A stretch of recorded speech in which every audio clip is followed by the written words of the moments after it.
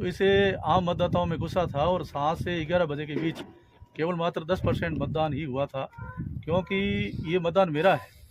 तो वहाँ पर मत प्रतिशत कम हो, इसलिए एक ऐसी साजिश भी थी कि डराया जाए, धमकाया जाए, बंदूकें दिखाई जाए और यहाँ कम से कम मतदान हो। तो जब वो मतदाता गुस्से हो गए तो गुस्से में सारे मतदाताओं ने मतदान का बहिष्कार किया। बहिष्कार करने के बाद मेरे पास वहाँ के मतदाताओं का फ़ोन आया कि मतदान का बहिष्कार हो गया है। तो मैंने वहाँ उच्च अधिकारी, वहाँ के डीवाईएसपी है, एडिशनल एसपी है, उनको फ़ोन किया।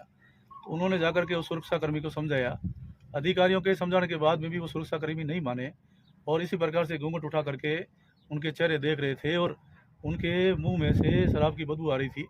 जब मुझे समाचार मिले तो हमने भी ये कहा कि मुझे भी वोट देने आना है और बहिष्कार हो गया था। मैं चाहता था कि मतदान वापस शुरू हो, तो मैं मतदान क्षेत्र में गया और जाते ही मैंने जब मुख्य गेट पे गया तो वही सुरक्षाकर्मी मुझे मिले और मुझसे भी पूछा गया कि आपका प्रमाण पत्र दीजिए। तो मैंने मेरे विधायक का पहचान पत्र दिया तो उन्होंने माना नहीं कि आप अपना आधार कार्ड बताओ। तो मैंने कहा आधार कार्ड मेरे पास नहीं है, ये मेरे विधानसभा का जो पहचान पत्र है वही मेरे पास है।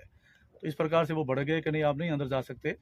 तो मुझे भी रोका। मैंने कहा भाई मैं जा सकता हूँ और मैंने उनको थोड़ी नाराज़गी व्यक्त करते हुए कहा कि आप मेरे परिवार की महिलाएं हैं, मेरे मतदान क्षेत्र की महिलाएं हैं, इनकी आप घूंघट उठा रहे हैं। आपको आइडेंटिफिकेशन देखने का, पहचान करने का अधिकार नहीं है, वो पीठासीन अधिकारी तय करेगा।